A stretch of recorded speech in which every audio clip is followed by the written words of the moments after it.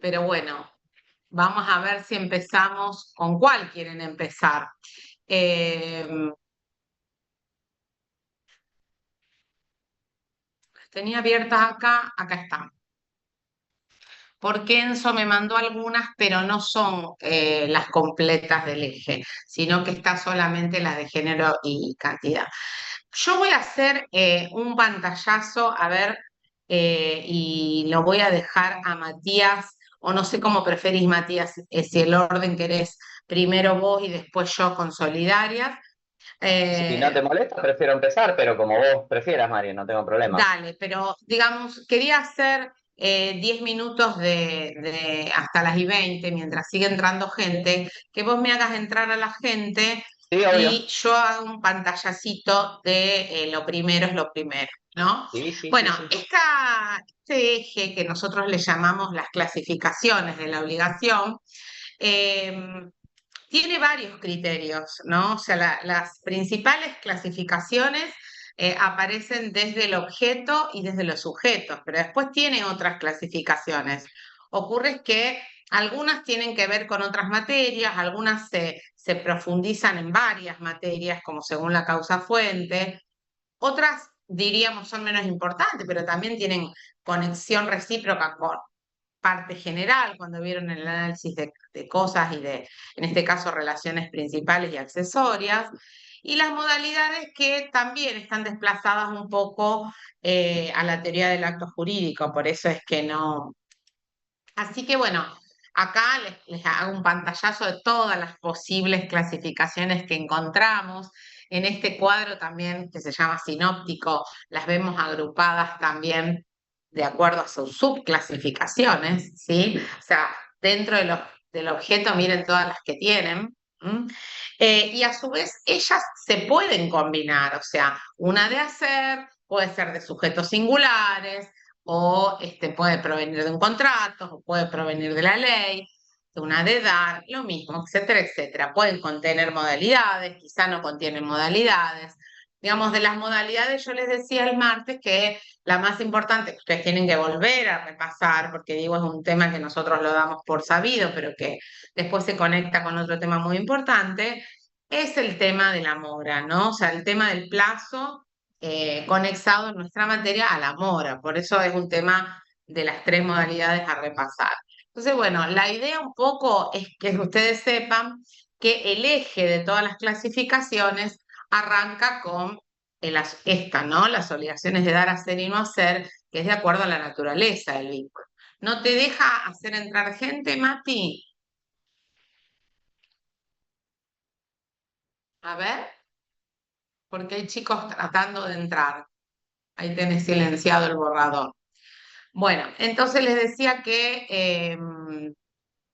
sí, bueno, empiezo a hacer entrar yo. Entonces les decía que en función, sin La eso. hice entrar yo, perdón. Ah, bueno, bueno, porque estaban tratando de entrar dos chicos. Sí, Entonces ya lo viste entrar. digo que, bueno, gracias.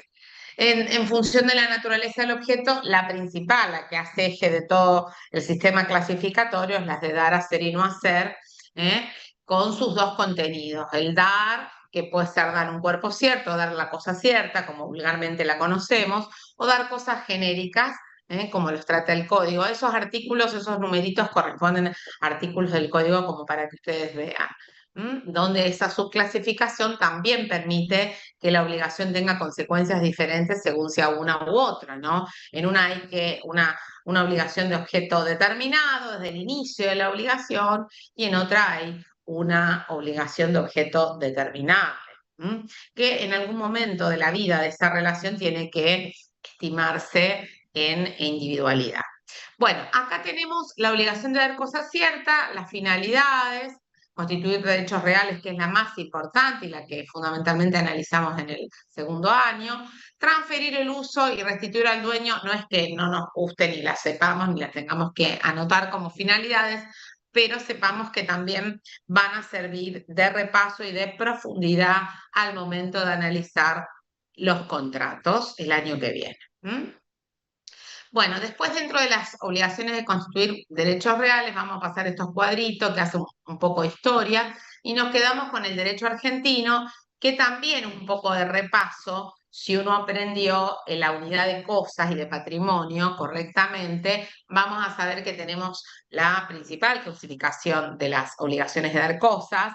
Ahí tenemos las cosas muebles y las cosas inmuebles, con distintas consecuencias para transmitir el dominio, porque acá la idea es relacionar el dar una cosa en el sentido del código, objeto material o inmaterial susceptible de apreciación económica, con justamente esta posibilidad de subclasificar y cómo los terceros y cómo las partes perfeccionan ese traspaso, ¿sí? Con este dar de obligación, cosa cierta. O sea, para que dar cosa cierta ya tiene que estar definido, por eso digo dentro de cosa cierta, el mueble o inmueble a entregar.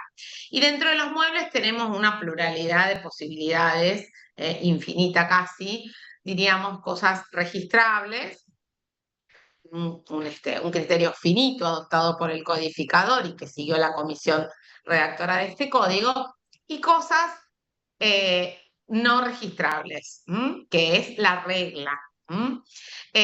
Para las registrables, un sistema innovador que no surge del código velezano, sino de decretos leyes de mitad del siglo pasado, como es en materia de automotores y en materia de caballos pura sangre de carrera. Calculamos y, por lo que nos dice la doctrina, esta adopción de un criterio más estricto para transmitir el derecho real del dominio automotor o el derecho real del dominio de un caballo pura sangre de carrera ha sido la peligrosidad, uno de los criterios, otro la suntuosidad, en cuanto al valor económico, pero fundamentalmente yo creo que la estrictez en la función constitutiva de un derecho de inscribirlo en un registro ha tenido que ver más que con la forma, con un aseguramiento del Estado de que no haya clandestinidad en este tipo de bienes, ¿no es cierto? Y asegurarle a los terceros que puedan verse afectados, por ejemplo, por un accidente de tránsito, después lo vemos en derecho del daño, puedan saber claramente, ad initio, con una simple averiguación en un registro público, quién es el propietario de ese vehículo, independientemente de quién maneja. Los inmuebles no es tan estricto, los inmuebles no se animaron en Argentina todavía a hacer el sistema de matriculación completa. Arrancó el Código Velezano con un sistema muy parecido al francés, combinado con algunos resabios, obviamente, del derecho romano, que es nuestro derecho base, y tenemos el sistema de la tradición como el principal elemento para decir el derecho del dominio se traspasa entre partes, con justamente esa forma, ¿no? La tradición, donde el título viene a perfeccionar, donde viene a publicitar frente a terceros solamente la inscripción, y darle forma, que ya intervienen ahí los escribanos, a través de la escritura pública. Gracias, Franco, ahí lo veo a Franco también. Los compañeros que quieran hacer preguntas, yo les diría que se habiliten la cámara antes de hacerlo. Para nosotros es mucho más sencillo y mucho más cercano hablar con una cámara, porque esto se acerca más bien a un intercambio que a un dictado de una clase. Bueno, les decía que después hay un montón de consecuencias que van a haber en la obligación de dar, que también son de repaso. Gracias, Lisette. Ella siempre me escucha, aunque estén muy cansados. Pero bueno, también lo visual ayuda a ustedes a terminar de despertarse y a nosotros a concentrarnos. Fíjate que también tenés los riesgos en la obligación de dar cosas ciertas. Es decir, que hay consecuencias negativas y consecuencias positivas. ¿Qué es lo negativo? Que la cosa cierta se afecte en su valor económico a lo largo del tiempo hasta ser entregada. ¿Qué es lo positivo? Y bueno, positivo para el dueño, ¿no? Porque las cosas crecen y se pierden para el dueño. Lo positivo para el dueño sería que aumente su valor económico. Entonces ahí el código establece una serie de principios y reglas en relación a eso. Y después termina ese capítulo de forma muy interesante sobre los efectos de la obligación de cosa cierta para constituir derechos reales. En esta materia yo les sugiero, yo les sugiero que si eligen la obligación de dar cosa cierta como tema, y como ustedes tienen 15 a 20 minutos, lo deseamos el martes, para desarrollar el tema que eligieron, les recomiendo que, como es un tema tan extenso, obligación de dar cosa cierta, normalmente lo damos en 2 o 3 clases, que ustedes hagan un resumen de uno de estos ítems. Por ejemplo, voy a dar mejoras en la obligación de dar cosa cierta. Por ejemplo, voy a dar la evolución histórica de los sistemas dominiales para transmitir las cosas ciertas. Por ejemplo, voy a dar esto, ¿no? Efecto frente a terceros de la obligación de dar cosas ciertas, lo que se llama en doctrina conflicto de acreedores. Elijo un tema y lo profundizo, porque la profundidad me va a dar a mí cuenta de que ustedes saben de lo que están hablando, y lo saben a la misma altura que yo, que Matías, lo saben tanto que lo profundizaron y lo leyeron del libro de una manera más intensa y con mucha más información que el resto de los temas que después se les va a preguntar, tipo pregunta choice, ¿no? Y que ya vienen con un choice aprobado. Así que, bueno, después del grado de terminación, acá me voy a quedar porque, como decíamos, la voy a hacer así como un persalto, un tiqui tiqui rápido, porque ahora viene Mati con esto, que lo tiene más actualizado incluso. Y después de la obligación de dinero, que es la otra estrella que ahora va en 5 minutos a tratar Matías, yo les decía que esa obligación de dar, que abarca varias clases en el dictado de la materia, tiene también la obligación de hacer y no hacer, ¿no? O sea, donde el objeto, que es lo que marca la diferenciación o la clasificación con el dar, tiene que ver o se centra en la actividad o la no actividad por parte del deudor. Por eso el contenido, ¿no? En el contenido o en la naturaleza, el hacer implica un plan positivo de conducta por parte del deudor. Ojo que en el dar también, pero acá el hacer, aunque tenga por finalidad un dar, como vemos ahí el modisto, el sastre que está entregando, está preparado ya para entregar, lo definitorio es la confección del traje y el dar es una consecuencia. Entonces, el código entre este plan de conducta tan personal de ese sujeto, por sus conocimientos, ¿no? Puede ser técnico, profesional, bueno, y cuanto mayor sea el grado de importancia en la elección de esa persona, del deudor, estaremos en presencia de una obligación de hacer, ¿sí? Por más que sobre el final encontremos un qué, un dar, como pasa con los arquitectos, por ejemplo, también los profesionales, que no se quedan con la casa que construyen, sino que termina la obra y se la dan al dueño. Bueno, ahí tienen varios temas del régimen jurídico. La obligación de hacer pueden también presentarla como tema. Es un tema que si uno lo profundiza, ¿por qué? Porque tiene 2 subclasificaciones dentro de esas, que viene de la doctrina francesa de Moore, que habla de las obligaciones de medios y de resultados. Entonces, esta subclasificación que ahora uno dice, a ver qué importancia tiene estudiar esto en obligaciones, la vamos a ver reflejada en daños, ¿sí? Sobre todo para saber hasta dónde llega la responsabilidad del deudor. Poner todos los conocimientos de sí, la diligencia debida, o también el deudor se está comprometiendo a un resultado determinado.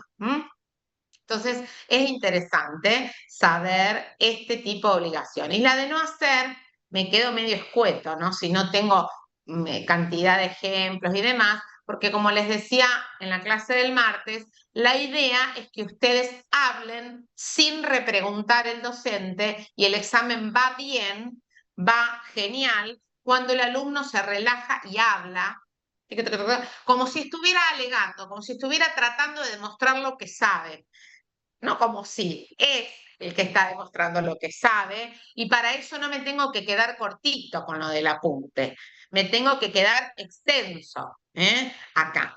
La complejidad del objeto también es un tema que no lo eligieron ahora, se ve que no entendieron, pero tiene que ver también con el objeto, con las obligaciones de su objeto compuesto.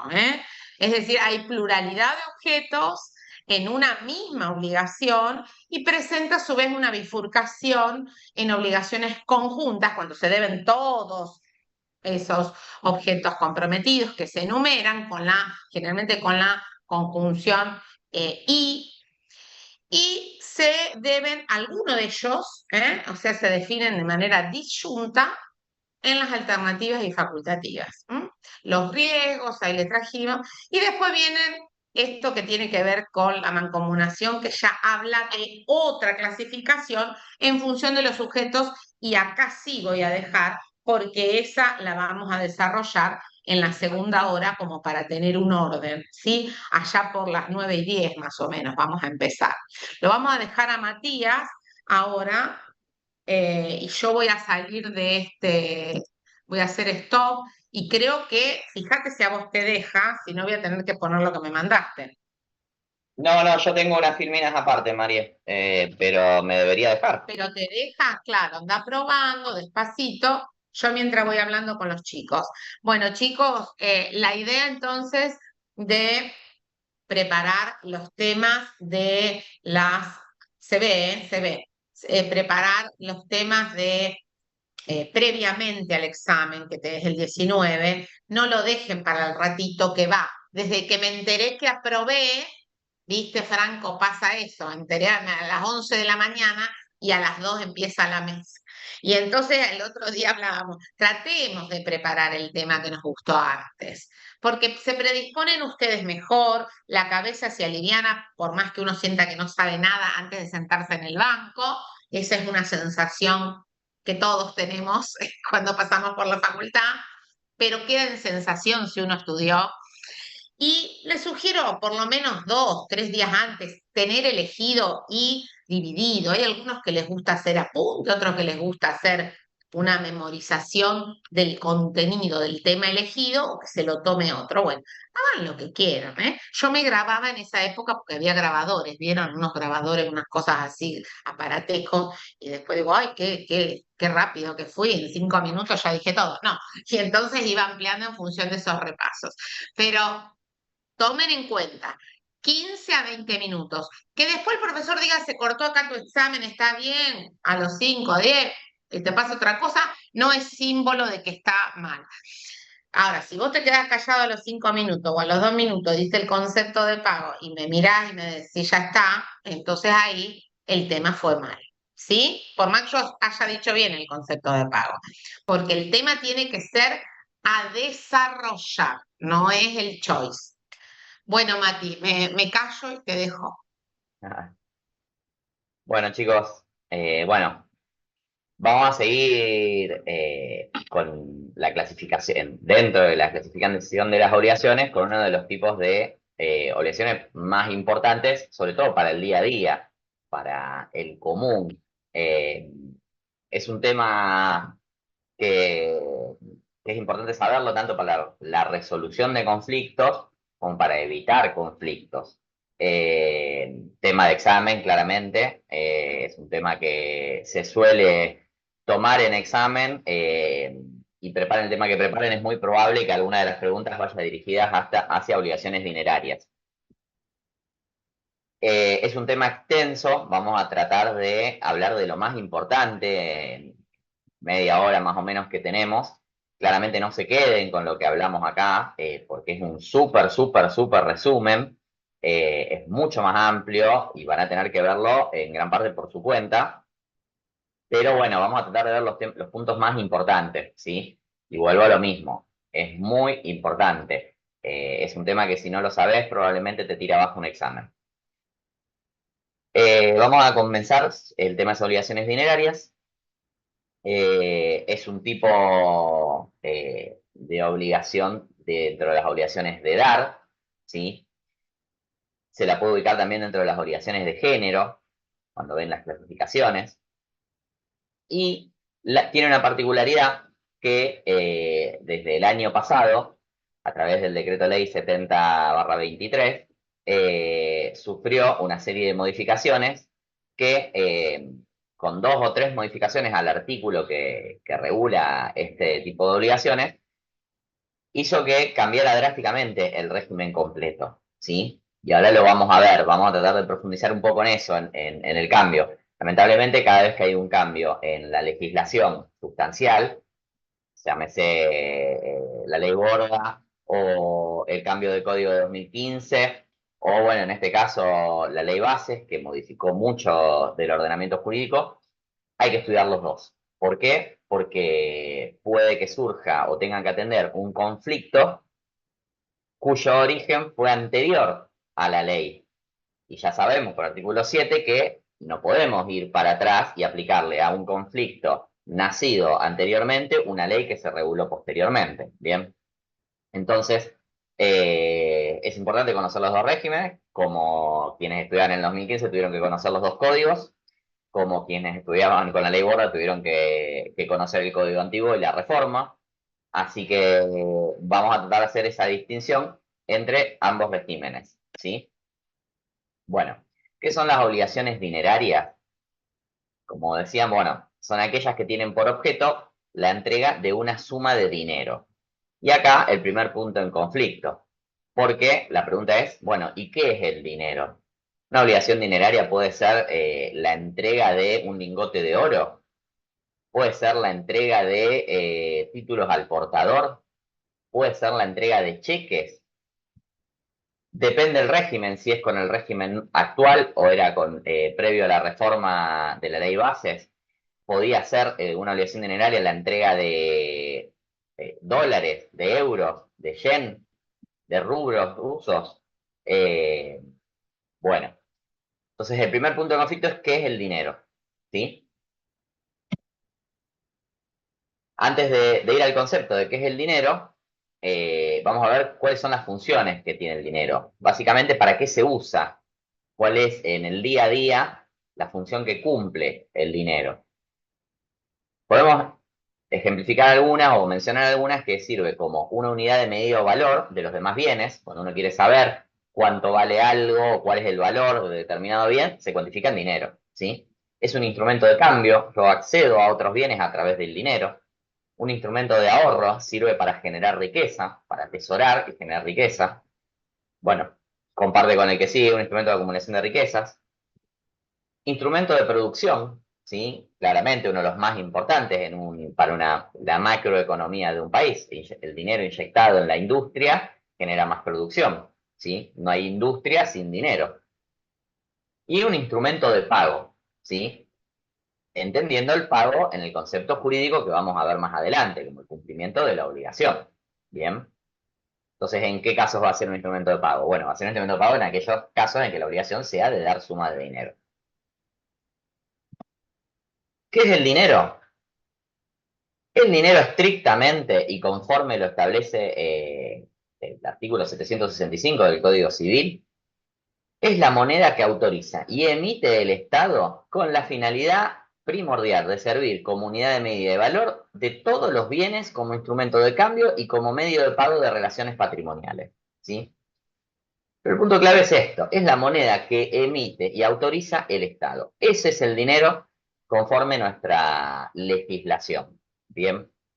Entonces, lo que hablábamos antes de los ejemplos, bueno, se puede considerar una obligación dineraria la entrega de títulos valores, títulos al portador, cheques, pagarés, lingotes de oro. Bueno, claramente no. Para que la obligación se considere, será otro régimen y otro tipo de obligación de dar. Pero para que la obligación sea considerada como una obligación dineraria, tenemos que hablar de dinero como la moneda que autoriza y emite el Estado. Y esto es importante, y corregime, Mari, pero es muy común que algún alumno arranque hablando y no te diga, bueno, pero ¿y qué es el dinero? Y no te sepa explicar qué es el dinero. Entonces es importante saber primero qué es el dinero cuando Sí, vamos a hablar de es obligaciones importante en dinerarias. general saber un concepto y dar un concepto de cada cosa. Y cuando pedimos obligación de, ¿qué es la obligación de dar suma de dinero? Dan el concepto de moneda. O sea, primero Exacto, tenés que dar el concepto de obligación de dar suma de dinero y después tenés que saber el concepto de moneda, si lo elegiste como tema. exactamente, Mínimamente uno, este que le brindas vos, ¿no? exactamente. Bueno, los caracteres del dinero, bueno, es una cosa mueble, fungible, consumible, divisible, de curso legal, que era lo que hablábamos antes, la moneda que emite el Estado, y de curso forzoso, ¿sí?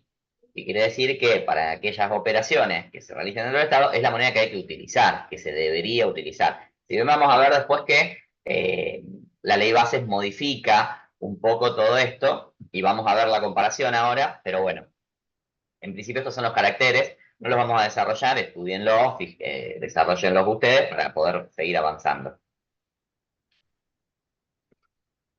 Bueno, extensión de las obligaciones de dar suma de dinero cuando sobreviene una alteración al poder adquisitivo de la moneda. Y vamos a hablar ahora de los principios nominalistas y valoristas. Para adelantar y presentar estos principios, vamos a decir que son dos principios que adquieren mayor relevancia en aquellas economías en donde hay fluctuaciones en el valor de la moneda, ¿sí? Porque si tuviésemos una economía en donde la moneda siempre fuese estable y tuviese siempre el mismo valor, no es que quiere decir que estos principios no servirían para nada, pero tendrían menos relevancia, porque en definitiva las obligaciones se mantendrían estables, ¿sí? Pero bueno, en una economía como la Argentina, en donde a lo mejor hoy estamos en una etapa donde hay menos fluctuaciones en el poder adquisitivo de la moneda, pero tuvimos procesos en donde había etapas de mucha fluctuación en el poder adquisitivo de la moneda, adquieren una gran relevancia estos principios, ¿sí? Y ahora los vamos a ver. El principio nominalista. Otorga relevancia jurídica al valor nominal del dinero. Es una unidad monetaria, es siempre igual a la misma, ¿sí? Un peso va a valer un peso. Y no importa el poder adquisitivo de ese peso, ¿sí? Supongamos que cuando yo me obligué con un peso, yo compraba una computadora. Y a la fecha de entrega, porque era una obligación sujeta a plazo, con ese peso, porque fluctuó el valor adquisitivo de la moneda, no me compro ni el mouse de la computadora. Bueno, no importa. Conforme al principio nominalista, yo sigo debiendo un peso. No debo lo que vale un peso. Y entonces, si luego esa computadora en vez de valer un peso valía 10.000, yo debo 10.000. Bien. Eso es lo que nos dice el principio nominalista. ¿Sí? ¿Quieren preguntar algo? Bueno, sigo. Eso es lo que nos dice el principio nominalista. Y fíjense esto que les decía de las economías con mayor o menor fluctuación del poder adquisitivo. En una economía donde el valor de la moneda es estable a lo largo del tiempo, la verdad, si yo me obligo a un peso, voy a deber siempre un peso y voy a deber siempre lo que vale un peso. Y con un peso me voy a comprar siempre lo mismo. Ahora, en una economía como la nuestra, probablemente yo me obligaba a un peso y si era una obligación con modalidad sujeta a plazo o condición que se extendía en el tiempo, al momento del cumplimiento probablemente ese peso se había desvalorado mucho y yo no desvalorizado mucho y yo no podía adquirir lo mismo con ese peso que cuando me obligué. Bien, y ahí es donde empiezan los conflictos que ha estado lleno en nuestro país, ¿sí? El dinero que emite el Estado tiene un valor nominal, que se fija con total prescindencia de su mayor o menor poder adquisitivo, que es lo que les comentaba recién. El deudor debe una suma nominal de dinero y se libera entregando dicha suma. Bien, es lo que hablábamos recién. Yo me obligué a un peso, conforme al principio valorista, siempre voy a cumplir la obligación, voy a pagar, en el concepto que vamos a ver más adelante de lo que es el pago, con un peso. ¿Sí? No va a poder o no debería poder el acreedor venir a decirme, no, pero pará, cuando nos obligamos con ese peso yo a comprar una computadora y ahora no. Entonces, reajustemos la obligación. Conforme a este principio, no se puede, yo siempre voy a deber la suma nominal a la cual me obligué. Ahora, surge otro principio, que es el valorismo. El valorismo, ¿qué nos dice? Dice, la extensión de las obligaciones dinerarias no se determina por su valor nominal, sino en función del poder adquisitivo de la moneda. Lo relevante no es la cantidad nominal adeudada, sino el valor de cambio comprometido. Este principio básicamente lo que nos está diciendo es lo contrario al principio anterior. Vos te obligaste a un peso, pero pasado el tiempo y llegado el momento de cumplimiento de la obligación, ese peso se desvalorizó y el equivalente en hoy serían 5.000 pesos. Entonces tendrías que cumplir pagando 5.000 pesos. Bien, esperen que voy a admitir a alguien. Tendrías que cumplir pagando 5.000 pesos. Bien.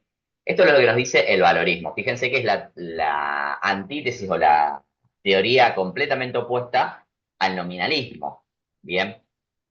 Y es una teoría que a priori y viendo cómo fue sí, los últimos 30, 40 años la economía de nuestro país o más, yo tengo 45, hasta ahí llego, la economía de nuestro país, bueno, pareciera un poco más justo a lo mejor, porque uno dice, bueno, pero uno cuando se obligó, la famosa causa fin, yo tenía en mira determinada finalidad, y si yo tomo el principio nominalista y el poder adquisitivo de la moneda cayó abruptamente, ya no podría llegar a esa finalidad, porque con un peso yo no llego a lo que quiero.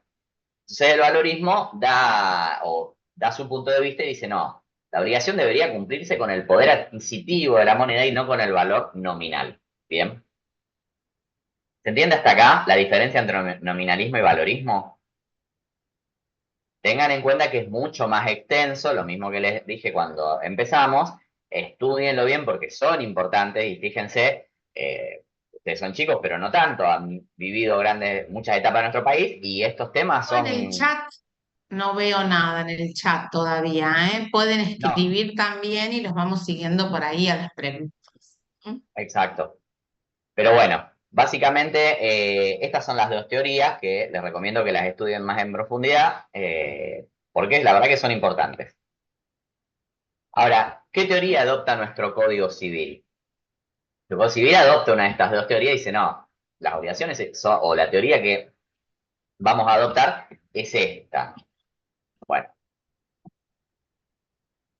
nuestro código adopta la teoría nominalista. Bien, conforme establecido nuestro código, quien se obliga a cumplir una obligación, a entregar un peso, va a cumplir la obligación entregando un peso y no el valor, digamos, lo que adquiriría con un peso o el equivalente al momento de la obligación, sino con el valor nominal de la moneda a la cual se obligó. ¿Sí? Bueno, las obligaciones de dar suma de dinero se rigen a partir del artículo 765 en adelante, ¿sí? Esta es la redacción original del artículo 765, previo a la modificación establecida por la ley Bases, que lo que decía, que nos daba un concepto de cuál es una obligación dineraria, y fíjense que dice, la obligación es de dar dinero si el deudor debe una cantidad cierta de moneda determinado o determinable al momento de constitución de la obligación. Y como moneda entiende lo que hablábamos antes, la moneda que emite el Estado y es de curso legal, ¿sí?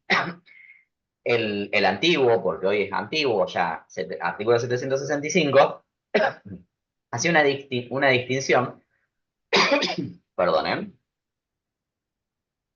entre las obligaciones de dar dinero y las obligaciones de dar otros tipos de moneda. Te decía, no, las obligaciones dinerarias son aquellas que tienen por objeto la entrega de moneda de curso legal. El resto son otros regímenes, que lo vamos a ver, pero es otro régimen distinto. Bien, entonces este artículo ya nos hacía la primera distinción. Obligaciones dinerarias, aquellas que son obligaciones en las que el sujeto obligado cumple con la entrega de una cantidad cierta, determinada, determinable, de moneda de curso legal. Bien. El resto van a tener un régimen distinto. Como continúa el 765 original, dice, si por el acto por el cual se ha constituido la obligación se estipuló dar moneda que no sea de curso legal, en la República obviamente, la obligación debe considerarse como dar cantidad de cosas y el deudor puede liberarse dando el equivalente en moneda de curso legal. Entonces acá nos hacía la línea divisoria. Por un lado, obligaciones dinerarias, moneda de curso legal. Por otro lado, obligación de dar cantidad de cosas cuando la obligación se estipuló que se va a entregar moneda que no sea de curso legal. Cuando uno piensa en obligaciones en moneda extranjera, lo primero que se viene a la cabeza siempre es dólares, euros a lo mejor. Pero el código no hace distinción entre monedas extranjeras. Simplemente dice moneda de curso legal por un lado, moneda que no es de curso legal por el otro. ¿Bien? Y resuelve incluso este tipo de obligaciones diciendo, bueno, no van a ser obligaciones dinerarias, se van a considerar como dar cantidad de cosas, y el deudor va a poder liberarse entregando el equivalente en moneda de curso legal. ¿Qué quería decir esto? Que con el antiguo artículo 765, quien se obligaba a una moneda que no fuera de curso legal, llamémosle dólares, euros, o asumía una obligación en euros, podía liberarme entregando el equivalente en pesos. Tema súper, pero súper discutido, sobre todo en los últimos años. Más que nada, yo diría de la pandemia en adelante. Previo a la pandemia también, no es que no, pero de la pandemia en adelante, con la situación de inflación que vivimos, imagínense, una persona se obligaba en dólares, llegaba el momento de cumplir, decía, no, pero el artículo 765 me permite cumplir en moneda de curso legal. Voy a entregar la moneda de curso legal, pero ¿a qué cotización? Porque sabemos que hay un montón de cotizaciones distintas. Cotización, el dólar oficial, el dólar MEP, el dólar bolsa, el dólar blue, bien, que no es oficial, pero bueno, mucha gente condicionaba sus obligaciones al dólar blue, al dólar, vamos a llamarlo irregular o de cueva. Entonces esto genera un gran conflicto, porque a lo mejor yo me liberaba cumpliendo mi obligación en moneda extranjera, pongamos una obligación en dólares, al dólar oficial, que a lo mejor tenía una cotización de 800 pesos, pero después la persona para adquirir dólares, porque había un cepo cambiario, necesitaba ir a una cueva y se lo cobraban 1.400. Fíjense cuánto dinero podía perder una persona en una obligación. Y a lo mejor, si era una obligación de 1.000 pesos, de 1.000 dólares, vos decías, bueno, me paga 800 y yo después necesito 1.400.000, 600 dólares pierdo en la obligación, gracias a la redacción del artículo 765. Pero imagínense en obligaciones de miles o millones de dólares entre empresas o lo que fuere, cuando uno venía a plantear, no, de acuerdo a 765 yo voy a cumplir y en qué dólar voy a cumplir y en la cotización oficial, porque es la que emite el Estado me dice, no, un dólar es el equivalente a 800 pesos, ¿bien? Esto genera un sinfín de conflictos, imagínense judiciales, en el mercado inmobiliario ni hablar, en donde la mayoría de las operaciones inmobiliarias se hacen en dólares, y venían los deudores y decían, no, pero yo le voy a cumplir en pesos, porque el 765 dice que puedo, así que voy a pagar pesos. Bueno, generó sin fin de conflictos, así también hubo sin fin de fallos judiciales que intentaron dar solución a este conflicto que había generado, llámese, podía ser, que lo había generado el 765 o que lo generó la situación inflacionaria, porque si no hubiera habido situación inflacionaria no generaba ningún problema el 765 de por sí. Y hubo un montón de resoluciones judiciales con distintas posibles soluciones. La mayoría, bueno, perdón, no la mayoría, sino muchos jueces decían, no, mira, el 765 está vigente y dice que vos podés cumplir en moneda de curso legal, así que, y la cotización oficial es esta, así que te podés liberar. Otros decían, no, vos cuando constituiste la obligación, tenías que tener en mira o tenías que tener previsto que ibas a tener que conseguir los dólares. Y no podés venir a decirme, y hay cepo, porque bueno, a lo mejor podés presentar un recurso de amparo o podías tener los dólares de antes. Y bueno, y te decían, tenés que cumplir en la moneda que te comprometiste.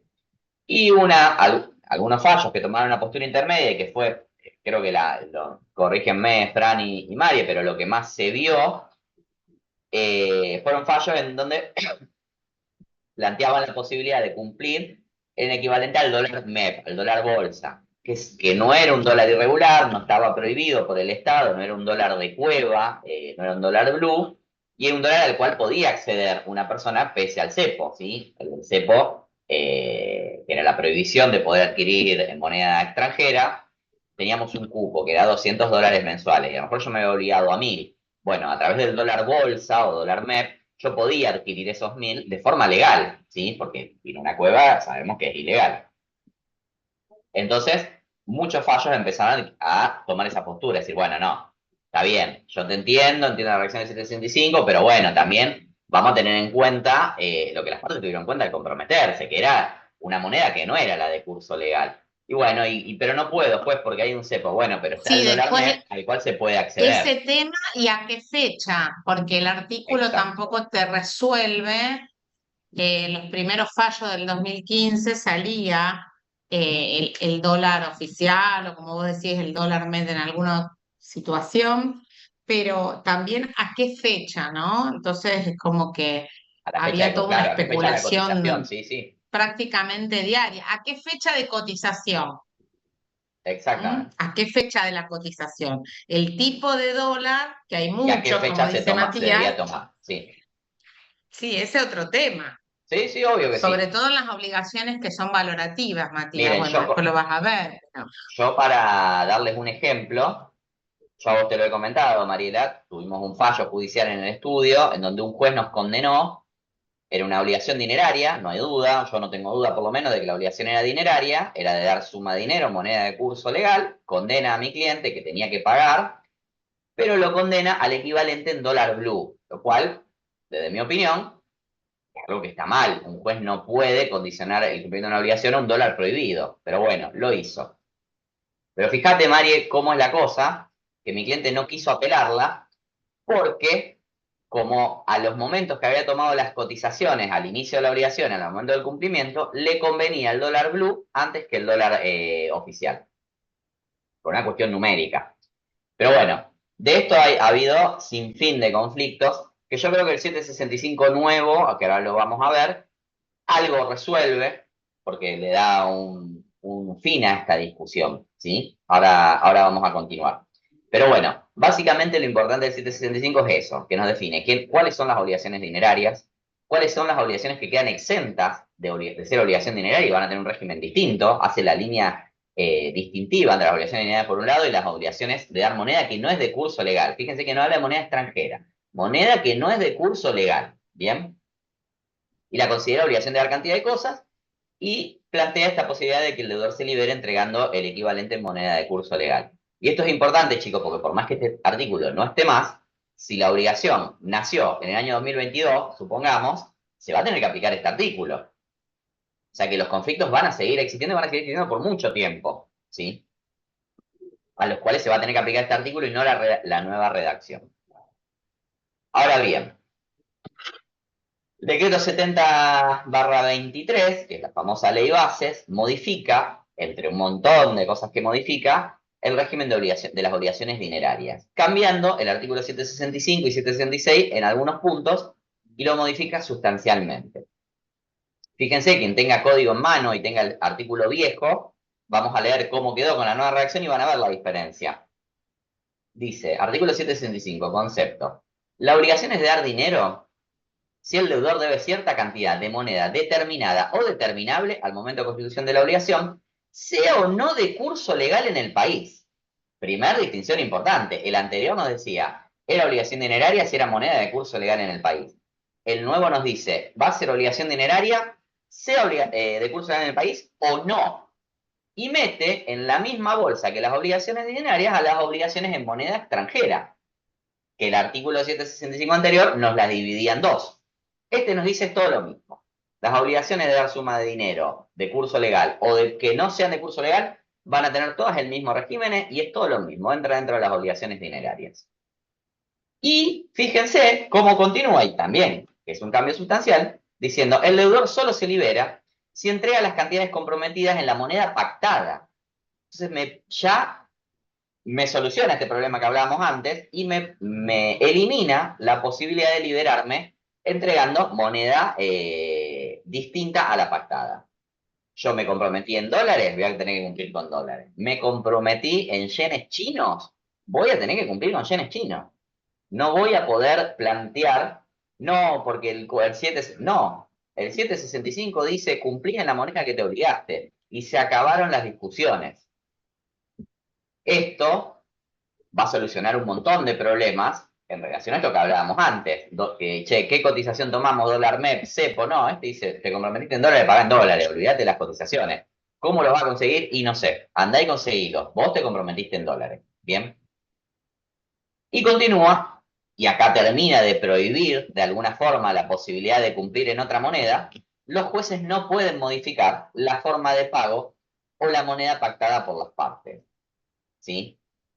Esta última parte del artículo, este último párrafo del artículo, a mí por lo menos me genera algo de ruido. No sé, Marie y Fran, si piensan lo mismo, pero el hecho de que el artículo le prohíba a un juez modificar la forma de pago me hace ruido no porque le quite facultades a un juez, porque el juez no es omnipotente y puede hacer todo, pero Sí, sí, digamos que vos estás en esa última parte. sí, a mí me genera ruido. Eh, Porque, Esto de los jueces no pueden modificar, exacto, es sí, es me genera ruido. invasivo al Poder Judicial, ¿no? No digo una Eh, inconstitucionalidad, habría que verlo con un constitucionalista, pero claro, lo que pasa sí, que una inconstitucionalidad, como digamos, meterse en esto de que las partes puedan modificar Pero no la habla de las obligación partes, habla de los de dar moneda jueces. extranjera. Claro,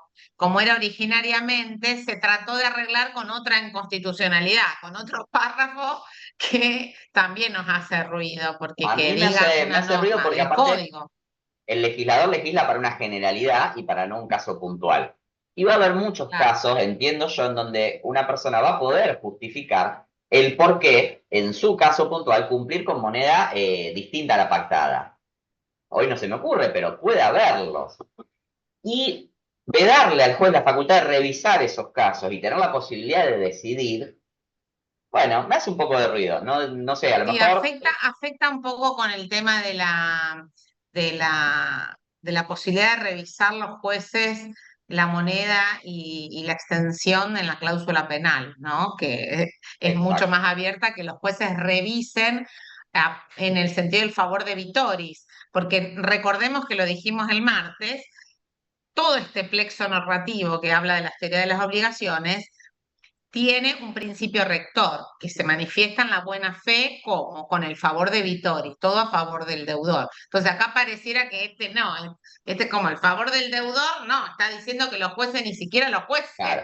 pueden cambiar Pero las teniendo en cosas. cuenta, En Marie, principio, las partes acordaron, ¿no? teniendo en Volviendo cuenta que la misma situaciones, ultranza, digamos, ahí. claro, situaciones Claro. específicas, pensando en a lo mejor hasta algún abuso del derecho y que después no tenga la posibilidad de decir, bueno, hay un abuso del derecho y no tengo la posibilidad de modificar la forma de cumplimiento. Pero bueno, Claro, el pero nuevo te vuelvo a 700, repetir, se ha tratado de morigerar una inconstitucionalidad como la injerencia, como esta, digamos, situación de la voluntad de las partes con otra situación irregular que sí, para mí sí, también tiene sesgos de constitucionalidad, si se quiere, hace ¿no? ruido. Este último párrafo, porque, digamos, como debió hacerse, como lo tenía la comisión redactora, era, como vos decías antes, pro principio de integridad y de identidad del pago, ¿no? O sea, hablábamos de eso. Recuerdo que cuando salió el código, los 2 meses fuimos al Congreso Nacional de Derecho Civil y discutimos esto en comisión, ¿no? El tema era obligación de dar suma de dinero y este 765. Y se discutió eso. Y lo que se discutió era si era una norma de orden público o era una norma todas las que refieren al dinero, era una norma de orden público o era una norma modificable por las partes. Y se llegó en mayoría a lo que yo también pensaba, que es el tema de cómo entregar esa cantidad de cosas, las de moneda extranjera, es atribuirle a las partes. La que sería más bien de orden público es la de dar dinero. Porque Ujú. nosotros podemos hablar de dinero de los pesos, no de los dólares. Por más que tratemos de equiparar y por más que haya habido ley de convertibilidad y demás, nunca el dinero de la nación argentina es el dólar. Es una Exacto. moneda prestada a la cual le damos efectos. Y bueno, este gobierno le ha dado este efecto, ¿no? Le dio un efecto mucho más importante. Claro, hoy mete en la misma Sí, bolsa que que las el de dar obligaciones cantidades de dinerarias. cosas. Exacto. Sí. Hoy te dice, obligación dineraria son todas, de curso legal o no sea de curso legal. Y te comprometiste en una moneda, cumplís en esa moneda. Entonces, fíjense Pero la que ley, ¿quién la emite? La ley, ¿quién la emite? El Estado. el El Estado, Estado estadounidense. sí, No es nuestro Estado. Entonces, no es de curso legal para y de porque curso aparte forzoso. la Y moneda, esa es la bueno, que diferencia el dinero de las exacto, monedas. la moneda de preferencia para que no sea de curso legal es el dólar, claramente. Pero Claro, bueno, pero por la estabilidad que sí, sí, tenemos. sí, sí. No es nuestra No, no, moneda no es nuestra oficial moneda. de curso Pero legal y bueno, forzoso. el 765 nuevo las equipara, te dice, vamos a todo al mismo régimen y ya no te podés liberar cambiando de moneda, sino que te comprometiste en una, vas a tener que cumplir con esa moneda y se va a considerar también obligación de dar dinero. Entonces, fíjense, cambiando un artículo, cómo modifica el régimen entero, ¿sí? Así que bueno, hasta acá alguna duda. Chicos, esta distinción es importantísima y pregunta de examen. No me pueden ni preparar ni que le preguntemos obligaciones generarias y no sepan esta distinción. Lamentablemente les tocó el proceso de cambio y tienen que estudiar los dos regímenes, ¿sí? Tienen que saber el 765 viejo y el 765 nuevo y las diferencias entre ambos. Si no hay preguntas, sigo. Bueno, importancia de la redacción, artículo 765 a 766 incorporan, bueno, el artículo 766 no lo puse, pero habla, refuerza esto de que no se puede cumplir con otra moneda que no sea la pactada. Me comprometí en dólares, tengo que cumplir en dólares, ¿sí? Después léanlo, pero refuerza esto. A reflexión de cuando en la vieja redacción, bueno, esto es básicamente la diferencia. El artículo 19, bueno, viene a modificar el concepto de obligaciones dinerarias, atento que conforme el concepto tradicional eran, bueno, lo que hablamos recién, las de curso legal, y dice que es todo lo mismo. Antes de continuar con las obligaciones de valor o deuda de valor, ¿alguna pregunta? ¿Algo que quieran preguntar? Vuelvo a lo mismo, chicos, es importantísimo que entiendan esta diferencia, que la sepan y que nos la sepan explicar, tanto si lo preparan como si se los preguntamos. Si no hay preguntas, avanzo, Mari, porque te estoy sacando mucho tiempo y me quedan temas todavía. Las obligaciones de valor son, a ver, ahí hay en el chat que preguntan. ¿Se entiende? Bueno, gracias. Vamos a continuar con las obligaciones de valor, ¿sí? Seguimos dentro del régimen completo de obligaciones dinerarias y vamos a ver un tipo de obligaciones que, distinto a las obligaciones de dar suma de dinero, se llaman aquellas obligaciones o deuda de valor, ¿bien? Que están reguladas en el artículo 772 y que son un tipo de obligaciones que se emparentan más, vieron cuando vimos las teorías nominalista y valorista, se emparentan más con las teorías valoristas, ¿bien? Porque son aquellos tipos de obligaciones en donde el sujeto obligado, a la redundancia, no se va a liberar con la suma nominal comprometida, sino que se va a liberar con el valor que representa al momento del cumplimiento de la obligación.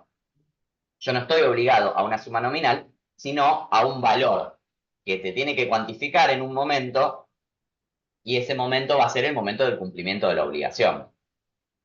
Pregunta importante también, porque muchas veces preguntamos en el examen, che, ¿y cuándo se cuantifica? Y no nos lo saben decir, y es una pavada porque surge de pensarlo. Y bueno, al momento de cumplir la obligación tengo que tenerlo cuantificado. Pero bueno, vuelvo, son aquellas obligaciones en donde yo debo un valor abstracto, una utilidad constituido por bienes que habrá de medirse necesariamente en dinero en el momento del pago. Lo adeudado no es una suma de dinero, sino un valor que necesariamente habrá de medirse en dinero. ¿En qué momento? En el momento del pago, o sea, del cumplimiento de la obligación. Siempre damos ejemplos en clase, los más conocidos o los más habituales son las indemnizaciones por daños y perjuicios. Yo soy responsable porque le causé un daño a una persona, yo no debo 1.000 pesos del daño. Yo debo lo que haga falta para reparar ese daño. ¿Y cuándo se va a saber y cuándo se cuantifica? Bueno, el momento que yo tenga que repararlo. Bien, yo le rompo un auto a alguien, yo voy a deber el valor de la reparación del auto, que en un momento se va a cuantificar en una obligación en dinero, perdón. Pero hasta que no se cuantifique, yo debo el valor de esa reparación. Si pasa el tiempo y esa reparación aumenta porque hay inflación, por lo que fuere, yo voy a deber cada vez más. Bien, no queda congelada en una suma nominal mi obligación, sino que yo voy a deber cada vez más. ¿Se entiende? Otro ejemplo, no sé, pienso no sé, Mari, el régimen alimentario. Yo no debo una suma fija, sino que voy a deber lo que haga falta para alimentar a los menores. Sí, de hecho, en un país como el nuestro, yo les sugiero a los clientes poner ya cláusulas referenciales, ¿no? Exacto. No, hace varios decenios que los abogados de familia, que hacemos familia, ¿no? Fijamos por periodos de tiempo la remesa, incluso cuando hacemos acuerdos, porque no es lo mismo alimentar a un niño de 4 años que a un niño de 17. Sí, No es lo y no es mismo lo el gasto mismo de un chico. alimentar a alguien en el Ah, 2025 que en el 2026. Haya mucha o poca también, inflación, también. las cosas cambian. Así que bueno, Por eso hay que buscar índices referenciales para cuantificar mes a mes la cuota, ¿no? Como el índice de crianza, salario mínimo vital y móvil. Siempre poner en las demandas valores de referencia, aunque estemos en el área de familia, nunca van a ser obligaciones dinerarias porque se van a ir cumpliendo en el tiempo. Lo mismo pasa en las locaciones, ¿no? exacto, Que si bien exacto. se fijan con una base dineraria, los ajustes que plantean las leyes de emergencia y lo que se permite habitualmente lo van actualizando de acuerdo al índice general, a distintos Sí, el índices. IPC Por muchas eso es que veces. yo tengo dudas si es una obligación dineraria la del canon. ¿Mm? Sí, para mí puede ser una obligación de valor tranquilamente. Ojo, también me la puse a Sí, sí, sí. pensar, ahora Así que que se bueno, inclina. chicos, ese es, Matías, bueno. estas obligaciones son Ah, esas, son aquellas en las cuales no es un valor nominal, sino un valor abstracto que en algún momento ha de cuantificarse. Esa cuantificación va también a trazar una línea divisoria, un antes y un después, porque previo a la cuantificación, o sea, hasta el momento en donde se cuantifica, va a ser una obligación de valor. Si ese valor sigue aumentando, yo voy a ver cada vez más. Una vez cuantificado, se va a transformar en una obligación dineraria del régimen que vimos recién. Y ya no se va a ir aumentando o creciendo. Si hay inflación, me va a quedar el valor nominal y yo voy a cumplir con ese valor nominal. ¿Sí? ¿Se entiende? Sobre todo esta línea divisoria, el antes de la cuantificación y el después de la cuantificación. Antes de la cuantificación, artículo 772, régimen de obligaciones de valor.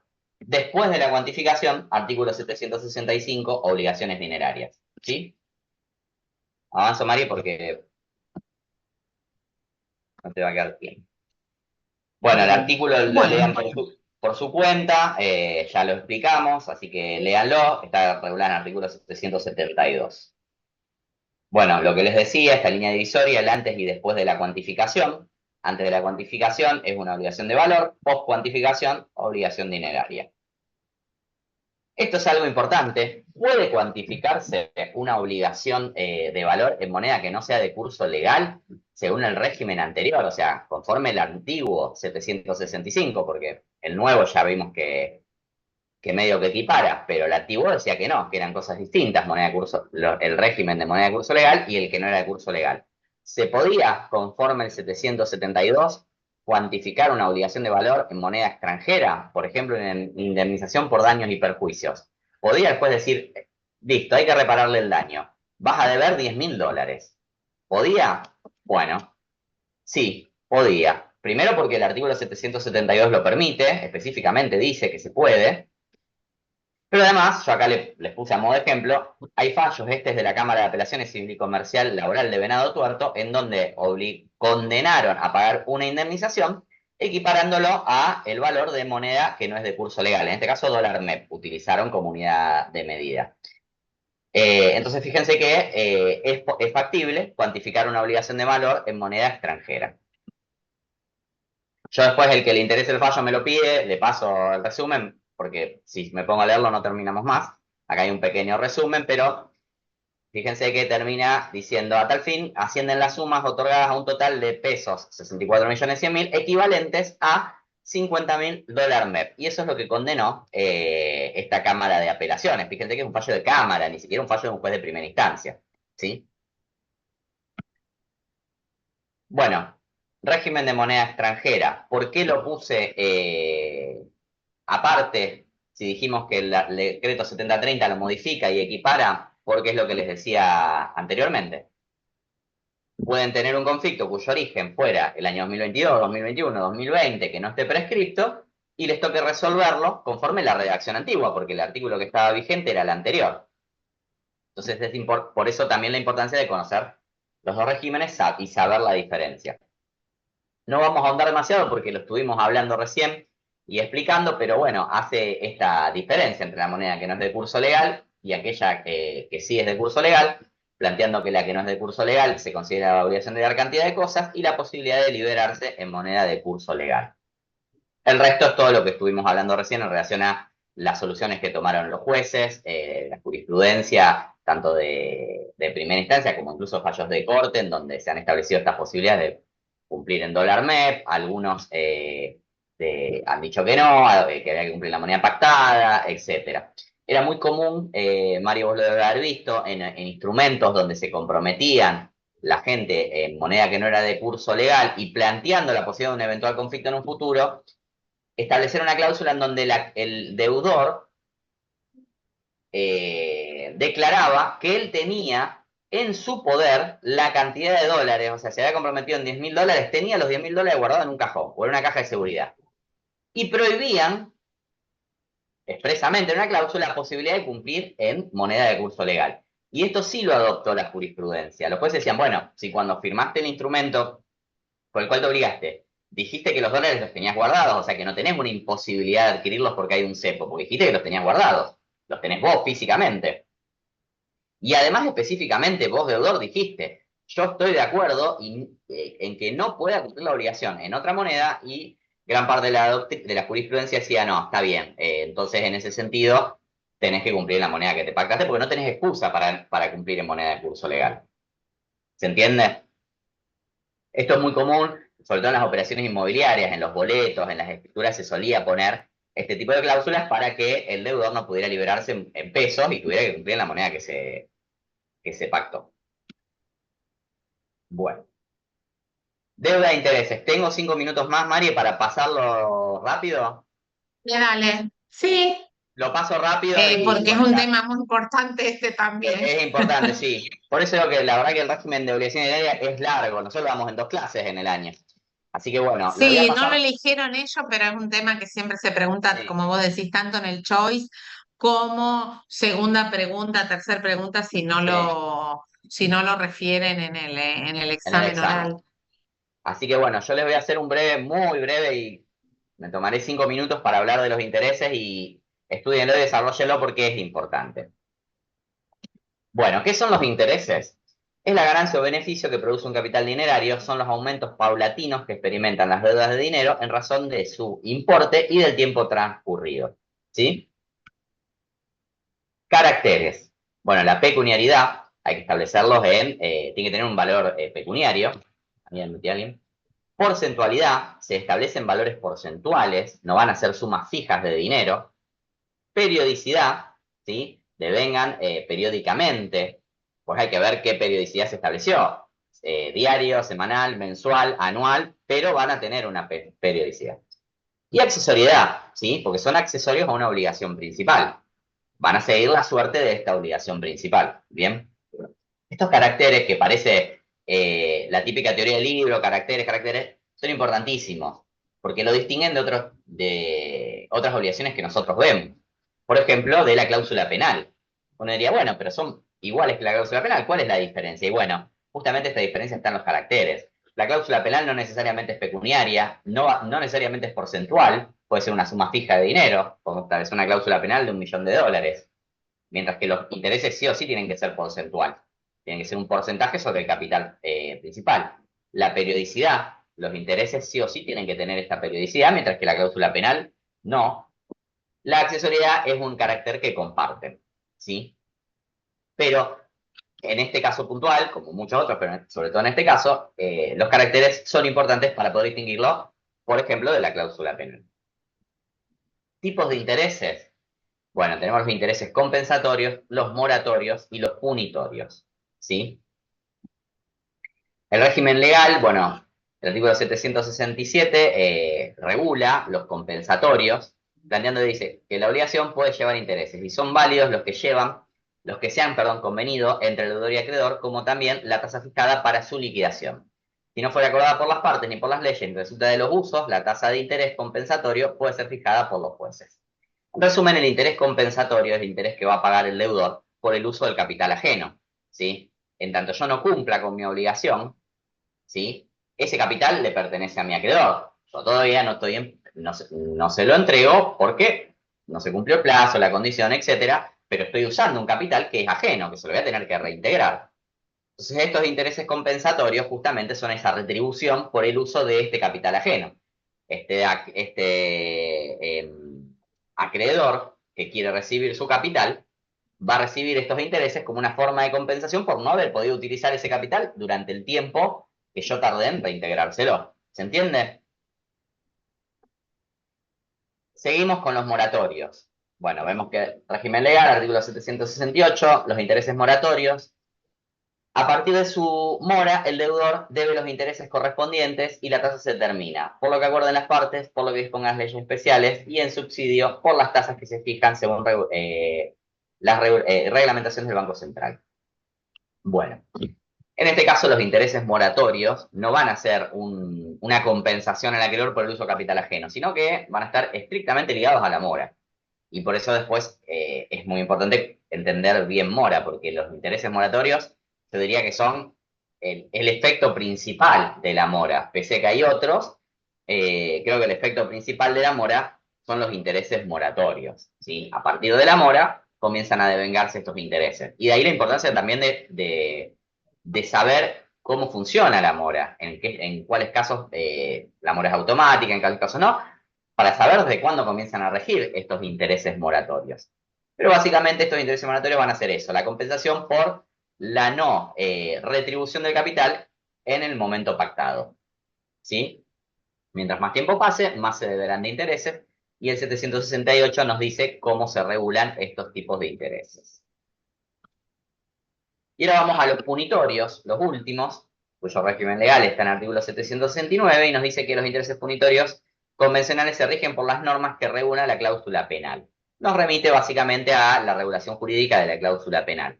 Pero para saber de qué se trata o poder distinguirlos bien, básicamente los intereses punitorios son intereses moratorios, pero pactados por las partes. Bien, si las partes no pactan nada y hay mora del acreedor, este acreedor va a deber intereses moratorios. Perdón, del acreedor no, del deudor.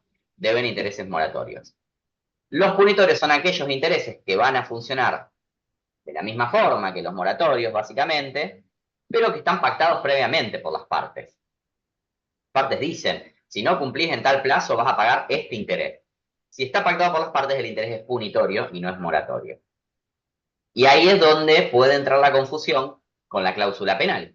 Con la cláusula penal también la pacta por las partes. También, por lo general, tiene un efecto de compeler y funcionar ante la mora o incumplimiento.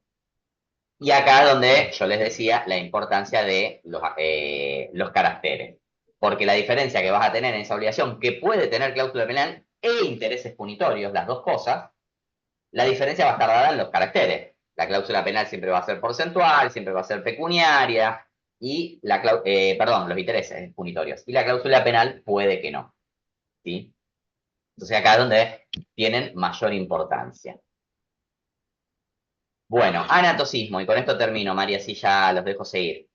Tema importante también en el anatocismo, yo les voy a tratar de resumir en qué consiste, pero tiene toda una regulación que van a tener que saber y que también es pregunta de examen y van a tener que saber las excepciones, porque se las preguntan.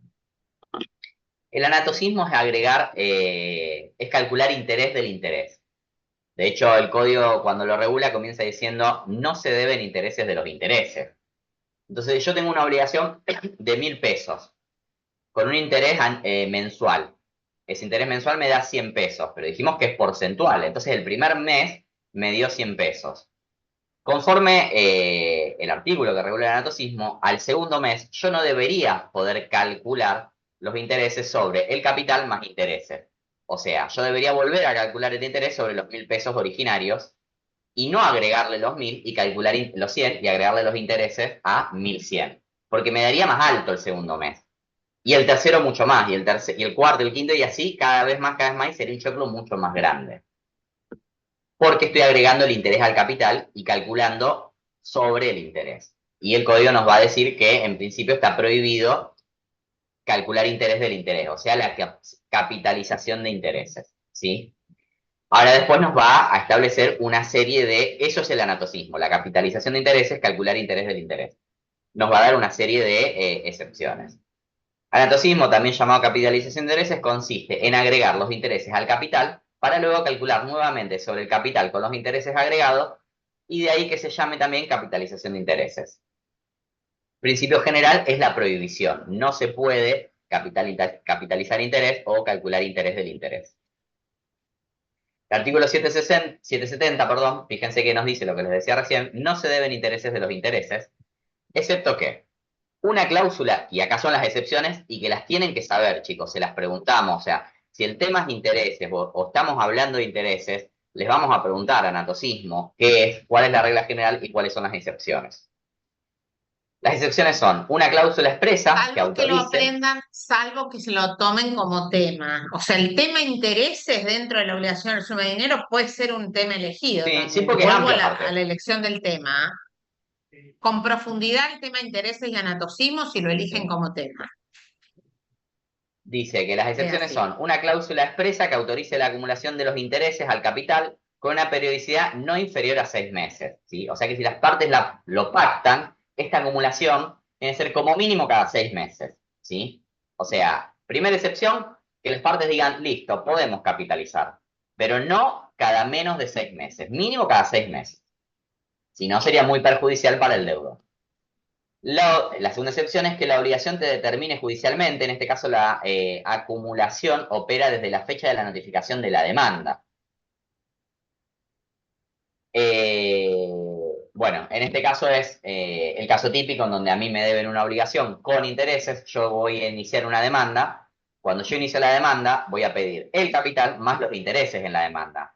Luego el juez va a sacar la sentencia, va a condenar al demandado a pagar ese capital más los intereses que yo le pedí y va a volver a calcular intereses desde el tiempo que yo inicié la demanda hasta el tiempo que salió la sentencia. O sea que le va a agregar interés al interés. Pero fíjense que el 770 lo permite como una excepción.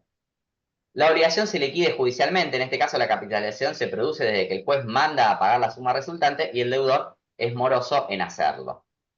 Es muy común y sobre todo hoy, en donde hoy, bueno, hoy no sé si tanto, pero en los últimos años, donde las tasas de intereses a lo mejor no iban tan de la mano con la inflación, que los jueces buscaran soluciones y una de las soluciones era que en la sentencia el juez ordenara la capitalización de intereses. Dijera, bueno, vos vas a deber X cantidad de dinero con tasa activa Banco Nación desde tal fecha, capitalizable mensualmente. Entonces, era una forma de que estos intereses, al capitalizarse mensualmente, se acercaran mucho más a la inflación de que si aplicaba una tasa simple, como sería tasa activa o tasa pasiva del Banco Nación, o Banco Santa Fe, o el banco que eligiera como referencia. Y luego la última es otras disposiciones legales que prevean la acumulación, y ahí habría que ver, depende del tipo de obligación, si hay una ley específica que la regule y que estableciera la posibilidad de capitalizar, habría que ver lo que establezca dicha ley.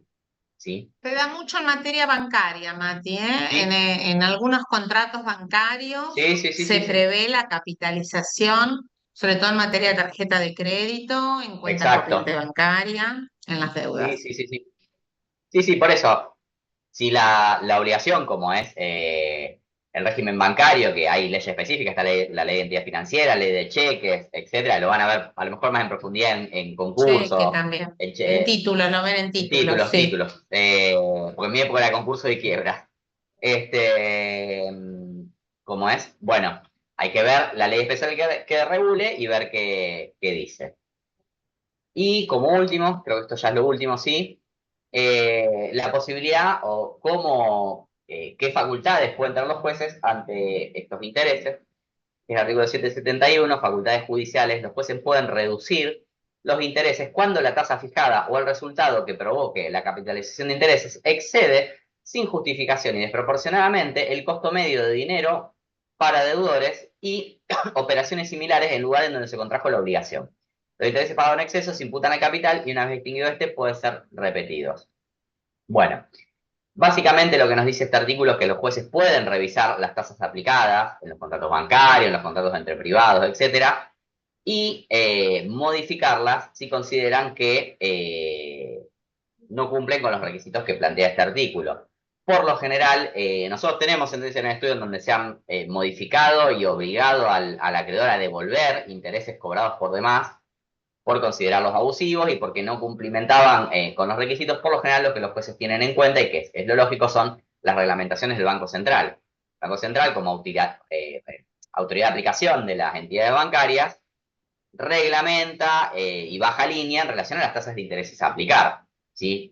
Cuando una entidad bancaria o financiera, vamos a llamarlo para hacerlo más amplio, se sale mucho de estas reglamentaciones del Banco Central, aplica tasas por sobre lo que el Banco Central reglamenta, se puede plantear judicialmente y conforme al 771 el juez tiene la facultad de modificar estas tasas de interés y condenar al acreedor a que devuelva lo cobrado en exceso o, fíjense que sigue diciendo, agregarlo al capital y disminuir el capital y dice, bueno, no, te agrego lo que pasa en exceso al capital y te reduzco la deuda o el plazo de pago. ¿Sí? Así que bueno, con esto, Está muy interesante y vigente, como todos los que sí, tienen que ver con el dinero, que es la cosa o el exacto, bien, digamos, en todos los estados, eh, que sirve como medio cancelatorio de todas las obligaciones, ¿no? Que exactamente. funciona muchas veces como principal, la mayoría de las veces, pero otras veces puede ser el sucedáneo, el reemplazo de algo de lo que ya me veo privado. A veces funciona, como vos decís, de manera directa, con una cantidad y un monto estipulado, muy pocas veces. Yo cada vez veo menos obligaciones dinerarias puras. Sí, Generalmente, tanto las partes como los jueces están tomando más conciencia que, digamos, en esta Argentina, por lo menos como vos decís, yo un poquito más que vos, más de 50 años, pero de lo que estudié y de lo que vi, predominan más la valorización en las sí, sí, sí. obligaciones Hoy en a los día, fines de corregir un poco esta inflación permanente en la que no, nacemos y crecemos. y sobre todo teniendo en cuenta un tema muy importante, que la verdad no lo mencioné, pero es importante, muy importante. Nosotros tenemos vigente una ley que prohíbe la indexación, ¿sí? O sea, la actualización de las obligaciones sujetas a un capital. Tenés Entonces, razón, no me acordaba de eso. conforme Esa la no la teoría, derogó este señor, no no está la derogó derogada. este señor Conforme presidente. la teoría nominalista, si yo me comprometí a un valor nominal, debo ese valor nominal y está prohibida la indexación, que yo establezca índices de actualización de ese capital. Si Tal bien cual. hoy hay fallo de la Corte de la Nación donde estableció la inconstitucionalidad, no me acuerdo si de la Nación o de la provincia, corríjanme si alguno lo sabe, pero fallo de Corte era seguro, después se los confirmo, donde se declaró la inconstitucionalidad de la ley de la prohibición de indexar, sobre todo teniendo en cuenta los últimos años de inflación, que la verdad la indexación es esto, es la actualización de un capital, Claro. o el No, me sometimiento de parece un que era capital a índices de una, actualización.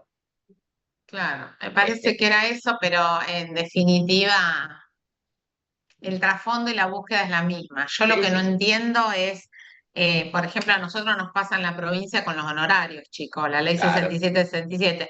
Nos Que también son regulan, una por obligación de ejemplo, valor. hoy. Y Son una cuando lo obligación. vas a reclamar, no te dejan actualizar al valor del IUS, o sea, el valor del IUS que lo marcan y se va modificando todos los meses en la provincia, no te dejan reclamar lo que no te paga tu cliente o quien te deba, el condenado en la sentencia, y cuando vas a un año más a reclamar esa prestación que para nosotros es el alimento, de lo que vivimos, que se llama honorario, te hacen pedirlo al valor que le avisaste al deudor que debía pagarte. Eso te lo pediste hace un año, a ese valor. Una locura eso. Sí, Yo lo sigo reclamando y hay fallos de cámara y fallos que no permiten la actualización y es una deuda de valor claramente el honorario. Pues si no sí, me lo sí. va a pagar ahora, no me cubre el interés ese chiquitaje que te ponen. Eso me indigna, Matías. Bueno, vos Sí, ya sabés sí. que yo Sí, tengo sí, sí. esa postura, pero no lo puedo entender cómo las provincias no lo toman como una deuda de valor. Bueno, Bueno, hasta acá llegamos. te pido que saques, claro, te agradecemos Ahora mucho y te saco pido que todo. saques cuanto antes la Filmi, porque así yo puedo, que es yo lo tengo con un nombre, el icono de la Filmi, así que para poder ponerlo, quedaron 37. Bueno, o sea que se fueron algunos, que se ve que eso, apagalo porque todavía sigue saliendo la Filmi, ahora sí sale tu cara y yo pido también la Filmina yo. Yo pregunto, Ahí Mari, está. y después los tengo que dejar. ¿Alguna duda del tema? ¿Algo que me quieran preguntar? Bueno, si nadie tiene dudas, Pero, cualquier cosa, profe, sí, yo te quería preguntar sobre una parte del nominalismo relativo, sí, que, bueno, en mi apunte dice que también puede aplicarse a acuerdos que permiten ajustes, como en el caso de contratos que fijan el pago en especies. O sea, sería como que en vez de darle una suma de dinero, entregarle un bien o Sí, pero si el contrato es en especies, no es una obligación dineraria. Ah, No ok, entra dentro sí. del régimen de obligaciones, será una obligación de dar, entiendo yo, para mí. Claro, sí. Porque fíjate que el régimen de obligaciones de dar comprende las obligaciones de dar suma de dinero, ya vimos el concepto de dinero, obligaciones Ujú. que no sea de moneda de curso legal, que llamemos la obligación de moneda extranjera, y obligaciones de valor. Pero supongamos que condicionamos el cumplimiento a, supongamos un contrato de locación, te voy a pagar el valor en concepto de canon locativo todos los meses el valor de determinado auto. Pero en definitiva en un momento hay que cuantificarlo y pagar una suma de dinero. Si yo entrego el auto, ya no es una obligación dineraria, es un tipo de obligación de dar distinto. Claro. Bien. Gracias. No, de nada. Bueno, fíjate que está el audio, Estefanía, aún. Gracias, Matías. Le agradecemos al profesor Matías su acompañamiento. Está Lautaro, está Franco también Franco. por ahí. No sé si se ha ido. Pero bueno, ¿se ve la Filmi? Sí, Bien. Bueno, perdón, yo Mari no los dejo porque tengo tenemos. audiencia a las 10. Vaya señal. Muchísimas gracias por tu acompañamiento. Por Nos favor, un placer. hablamos para Lo la que reunión necesiten, de a mañana, disposición. de Dale, cátedra. nos vemos. Bueno, nos vamos hablando. Bueno, chicos, nos habían pedido que repasemos un poco las obligaciones en función de los sujetos. Más precisamente, había planteado algún compañero la clasificación de la obligación solidaria. Yo me voy a poner en otro escritorio mientras voy hablando. Em, Ahí está. Me pongo acá. Pasa, Agustina. Pasa. Bueno, entonces vamos a tratar. Esta clasificación trata de la complejidad del objeto, en realidad, ¿no es cierto? ¿Por qué trata de la complejidad? Y porque una obligación donde el sujeto sea uno, deudor, y el acreedor sea otro, o sea, los polos sean únicos, no plantea de mayor dificultad, por eso es que no tienen un tratamiento específico, ¿sí? Están dentro de las de dar, hacer o no hacer. La dificultad, parece que para el alumno también, es cuando hay pluralidad en alguno de los polos o en ambos, activos o pasivos, es decir, varios acreedores enfrentados a un deudor o pasivos, varios deudores enfrentados a un acreedor, ¿sí? Entonces aparecen las obligaciones de sujetos plurales. La pluralidad entonces puede ser, a su vez, como vimos hace un ratito en las de objeto conjunto o disyunto, la pluralidad también puede ser disyunta o conjunta. Esto lo que me plantea la presencia plural de sujetos, la doctrina le llamó mancomunación, es decir, las obligaciones son mancomunadas cuando alguno de sus dos polos es más de uno el sujeto, ¿sí? Esa es la definición de mancomunación. Mancomunar quiere decir estar reunido en una misma relación obligatoria más de un sujeto, que pues ya les digo, puede ser el activo, el pasivo o ambos. Bueno, ¿qué más podemos decir? Ahí está, fíjate, la idea de mancomunación denota la existencia de una comunidad de intereses en torno a un único punto de referencia que resulta determinante para producir una variedad de relaciones obligatorias. Me esperan un segundito que me muteo, digo algo a mi secretaria y seguimos.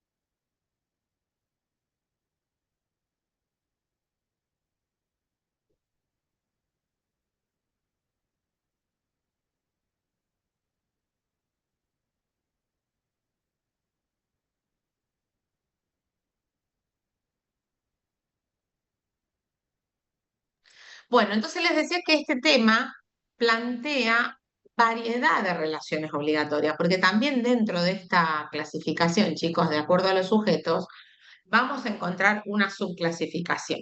Y vamos a encontrar que las relaciones que se entablan en los sujetos entre sí, plurales, van a plantear dos opciones, ¿sí? O bien cada uno responde por una parte, que es la regla, que haya una especie de fraccionamiento simbólico al momento de unirse varias personas para contratar de esa manera, o bien vamos a plantear una mancomunación solidaria, es decir, que ahí la pluralidad tiene por finalidad, sí, está bien, estamos todos juntos respondiendo, pero no un fraccionamiento interno. Frente al acreedor, sí, la idea es darle la posibilidad de que si no le paga A, le pague B, pague C. ¿Y qué cosa? La totalidad de la prestación debida, sea fraccionable o sea de índole infraccionable el objeto, o sea una suma dineraria, como decíamos hace un rato, o sea un auto. Lo que le interesa al acreedor en la obligación solidaria es que si tiene una pluralidad de deudores solidarios, es que le respondan por el todo.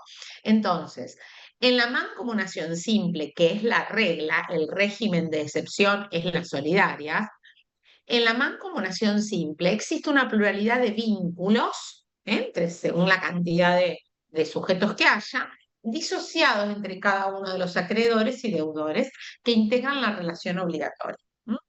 ¿Eso lo entienden? ¿Lo entienden que hay varios vínculos? ¿Mm?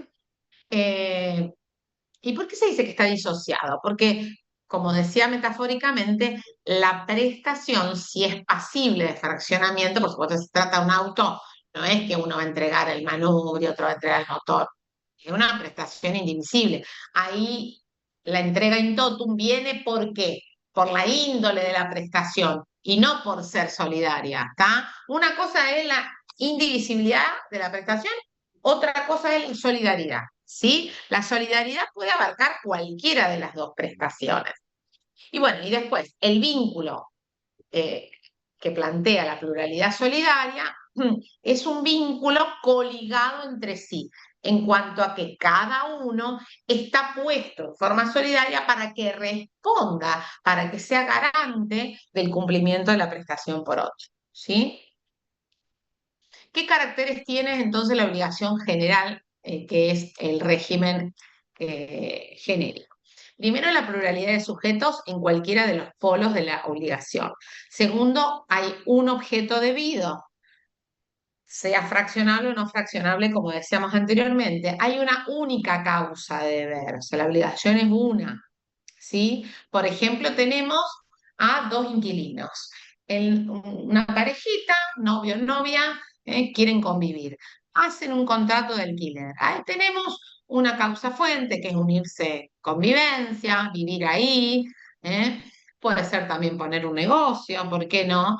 Pero el objeto, en este caso, de la obligación sería el pago del canon locativo. Vamos a pensar en ese. Entonces, la parte deudora del canon locativo es una pluralidad. Es Pedro y Juana. Entonces, Pedro, la prestación es, no sé, qué sé yo, 300.000 pesos. ¿Qué le deben al acreedor? Supongamos que yo les alquilo. Le deben a Mariela, entonces uno le debe 150.000 y el otro 150.000. Entonces, ahí hay una pluralidad, pero fíjense que en la redacción, porque se vayan a vivir Juana y Pedro, no significa que van a ser solidarios, porque a ustedes les gusta en el examen sacar la solidaridad donde no la hay. Y, no, y el régimen de excepción no se da si no se dan ciertos requisitos. ¿Tá? Entonces vamos con el mismo contrato.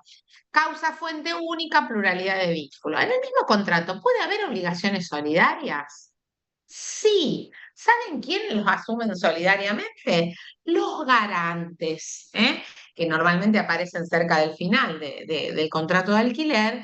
Y esos garantes normalmente, el de la inmobiliaria o la propietaria del inmueble como yo, le voy a poner una palabrita a esa presencia plural de sujetos que no son ni Juana ni Pedro, son Luis y Fernando.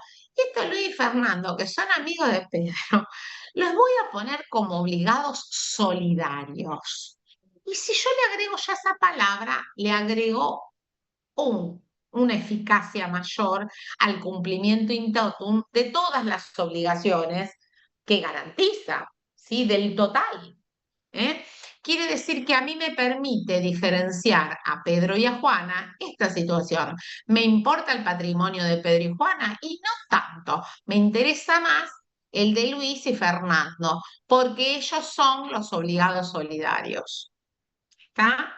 Lo mismo pasa en materia bancaria, cuando uno dice, ay, mira qué bueno, el papá le extendió la tarjeta de crédito al hijo, que empezó a trabajar y resulta que necesitaba la tarjeta de crédito, pero al banco le interesa extender y hacerte firmar un contrato de codeudor solidario de tarjeta de crédito.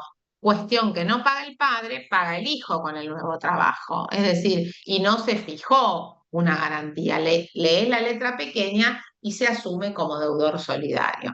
Entonces, bueno, te extiendo la tarjetita, hermosa tarjeta para ayudarte a vivir, pero resulta que frente al banco, cualquiera de los dos al momento del pago, vamos a ser los obligados in totum, cualquiera sean los consumos. ¿Se va entendiendo hasta ahí cómo vamos? ¿Sí o no? ¿Qué me decís, Liseta? Vos que te veo. Sí, se entiende, se entiende. Se entiende, bueno, gracias. Bueno, dice en esta parte, son obligaciones de sujeto plural en las que el crédito o la deuda, según lo que consista la prestación, ¿no? Varios acreedores, varios deudores. Se descompone, fíjate cómo dice el código, también lo dice así, en tantas relaciones particulares e independientes entre sí como acreedores y deudores haya. ¿Mm? Bien, entonces, espérate que yo estoy acá media borrada, esperemos un segundo.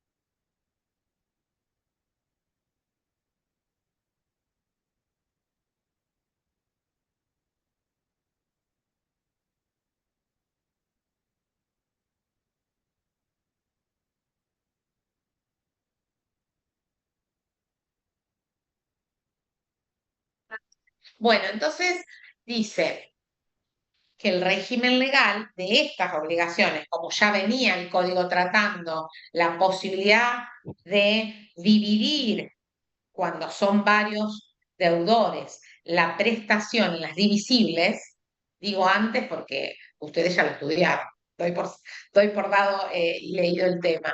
Entonces te hace una revisión legal para que no haya superposición normativa. Vieron que este código trata de ser un poco más ordenado y resumido en este sentido, y entonces como el principio rector es el fraccionamiento, o lo que van a leer en Pizarro Valle Espinos como la divisibilidad, ¿está? Entonces, si la obligación es de sujeto plural y encima tiene un objeto divisible, te remite a las consecuencias jurídicas, a los efectos de esas obligaciones. Y ahí ya tenés una que no tenés que estudiar. En cambio, la solidaria, como es el régimen de excepción, como las indivisibles por su lado, tiene un análisis un poquito más complejo.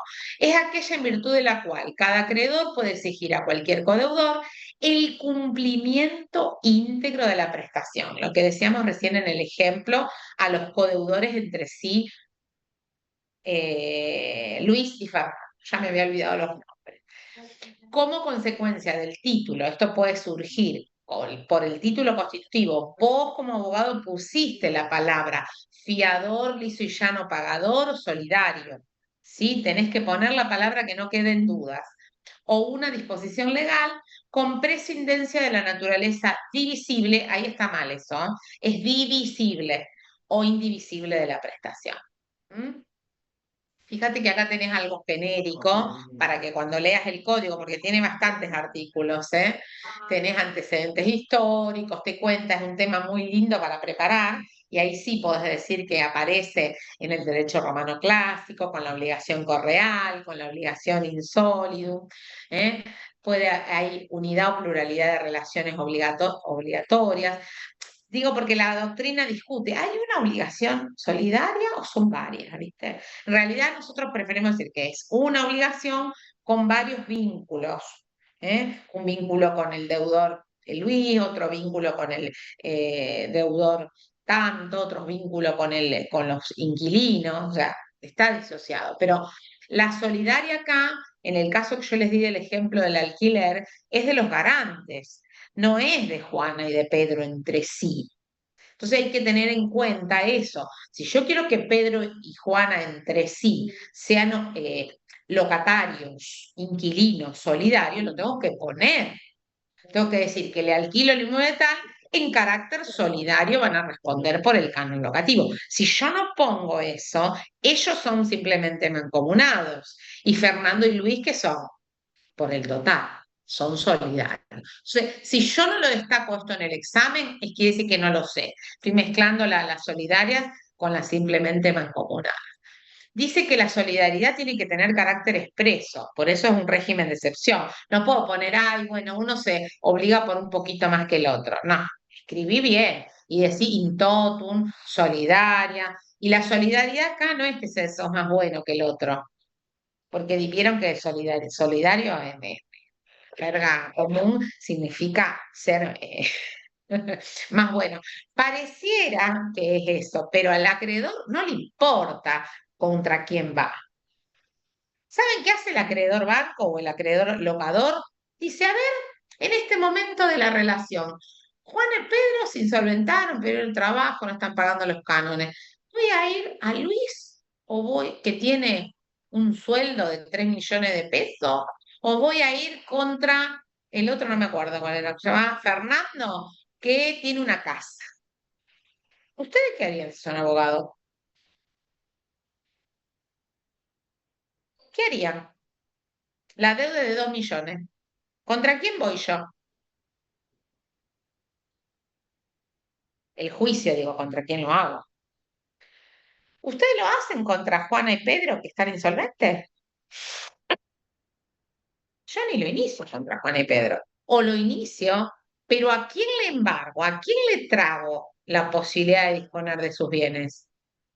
Pensemos, El a que, ver, el que Berenice tiene ahí sueldo está de 3 pensando, millones. levantó El de la Bueno, casa yo o te digo el la sueldo. verdad que por 2 millones de pesos, ahí Facundo, ¿qué dijiste? Al que tiene sueldo de 3 millones, pero porque la deuda es 2 Yo voy millones, al si fueran sueldo, 50 yo mil querés que dólares. te diga voy al sueldo, porque yo como abogado del acreedor, soy abogado del acreedor, ¿me entendiste? Soy abogado del acreedor. Entonces, si no me llega a cubrir la deuda en 2 o 3 meses, los 3 millones del otro, ¿a qué mire? Iré a la casa. ¿Saben lo que es, chicos, ejecutar una casa? ¿Rematar una casa por una deuda de 2 millones de pesos? Que después pueden ser 3 millones, porque hasta que logré cobrar, se embargue, eso harina de otro costal, lo vamos a ver la semana que viene si me piden embargo. Pero si no, digo, así, dando el ejemplo, la gente se dice, ay, ¿por qué no le dividiste la deuda al deudor solidario un poquito pagaba uno con la casa? ¿Por qué no? Porque yo soy abogada del banco o soy abogada del acreedor dueño y yo quiero cobrar y quiero que este contrato se termine o que sigan pagando, que vuelvan a pagar. Y entonces yo tengo que ser eficaz como abogada desde lo patrimonial, ¿está? Si yo tengo que demandar a un padre insolvente que perdió el trabajo, la cuota de alimento de sus hijos, y el padre no trabaja, o vive a changa, o no está inscrito en monitributo, me voy a los abuelos ahora. Sí, pero el abuelo trabaja y tiene la esposa. Me voy a contra la abuela. Y pero la abuela limpia casa y yo, bueno, a ver, hello, alguien tiene que mantener a esas criaturas. Y el Código Civil vigente nos permite llegar a otros parientes cuando el obligado principal es poco adepto al trabajo. O con su trabajo no alcanza a cubrir las necesidades mínimas que requieren los chicos para ser mantenidos. Y ahí se entrecruzan otros temas. Pero bueno, me gustan los ejemplos así medio propios del derecho de familia para interrelacionarlos. Bueno, ¿qué efectos tienen en cada clase de obligación solidaria? Les digo que las más importantes son las de solidaridad pasiva, porque la activa, que haya varios acreedores en una obligación, le puede facilitar a alguno de ellos, que si uno vive en Rosario, otro en Córdoba, el deudor común, ese solito, pague en Rosario y no tenga que irse hasta Córdoba. Pero la verdad que las más importantes, la que la doctrina le da relevancia de garantía, como yo decía, representación de uno para otro, para cobrarle el todo, es en la pasiva, porque es interesante, sobre todo cuando está de origen legal o de origen convencional, saber quién es el más solvente y a ese cobrarle, ¿viste? Después en la relación interna, ¿cuál es la relación interna? Entre sí. El que pagó la totalidad, después tiene un derecho a contribución, que lo ven en alguno de estos artículos también. La contribución de lo que pagó el todo uno puede ser una acción de recupero posterior. Bueno, entonces hay efectos esenciales y primarios que tienen que ver con la exigibilidad, el pago, la novación, la compensación, la transacción. Todos los acuerdos extintivos de la obligación solidaria repercuten al resto de los deudores y los liberan. Es decir, todo lo que haga uno para ponerle fin a la relación obligatoria con el deudor, con el acreedor, en el caso de la solidaridad pasiva, libera. Y este efecto expansivo justamente se llama eso, regla de la propagación de los efectos o de las consecuencias. ¿Sí? Es como, lamentablemente, como vemos ahora el fuego, ¿vieron cómo se expande? Bueno, por eso es importante que cuando diga efecto expansivo lo puedan explicar y decir que propagar o extender significa que las consecuencias de terminar el vínculo solidario repercuten para los otros, que van a dar por extinguido, con lo que pagó este otro, la obligación a su respecto. Después hay otros efectos accidentales o secundarios que van por cabeza, es decir, hay que hacerlos a cada uno, ¿no? Como por ejemplo el incumplimiento culpable, la mora, la insolvencia de un codeudor. Imagínate a quién perjudica la insolvencia de uno de los codeudores. Estaba Fernando solvente y el otro que perdió la casa. Estaba Fernando con los 3 millones y el otro que tenía la casa. Perdió la casa, Luis. Así que nos queda Fernando. Fíjate que acá la insolvencia la soporta el otro codeudor solidario. No es que se fracciona, porque en el otro, si la insolvencia recaía sobre Juana, Juana queda sin trabajo, la inquilina, y Pedro sigue teniendo trabajo, lo puedo perseguir a Pedro, pero por su cuota aparte, no por los 300.000 mensuales de canon. Salvo que lo haya pactado solidario, pero bueno, no era el caso del ejemplo. Después habría que leer algunos de estos artículos porque plantean efectos comunes en la solidaridad activa y pasiva. A mí siempre me gusta explicar el de la cosa juzgada porque me parece el más complejo. No tengo el número de artículo acá, pero si quiere leerlo alguno y lo encuentra, no habría ningún problema. Este es un tema para preparar solo solidarias, porque mancomunación y solidarias queda medio largo. Entonces, ya hacer una introducción en solidarias y hablar un poquito de los efectos, ¿no? Por lo menos elegir alguno de los efectos principales, después algunos de los efectos accidentales, como para saber explicarlo, y este tema común en la solidaridad activa y pasiva, como de la cosa juzgada, si lo pueden explicar, un 10. O sea, se garantizan una buena nota en el examen, porque como todavía ustedes no vieron procesal, hay chicos que no lo entienden. Después hay otro tema que no quería dejar antes de que se termine la hora, que es el de las obligaciones insolidum o concurrentes. que también es el último capítulo del programa, de la unidad esta de pluralidad de sujetos, ¿no? A diferencia de la solidaria y de la simplemente mancomunada, donde dijimos hay una relación obligatoria y varios vínculos, acá hay dos vínculos, hay dos obligaciones. O sea que ya ontológicamente hablando, estamos en la situación de dos relaciones. Fíjate que te arranca el concepto con eso, ¿no? Son aquellas, o sea, más de una, son dos. Son aquellas obligaciones que tienen un mismo acreedor, identidad de acreedor, y de objeto debido. Por ejemplo, ambos, vamos a ver, deudores deben una indemnización de daños y perjuicios. Te voy a dar un ejemplo. ¿Está? El padre y madre deben al tercero atropellado por el hijo con la moto, ¿sí? Solidariamente es un ejemplo de solidaridad legal. La responsabilidad civil de los padres se extiende hasta los 18 años del hijo.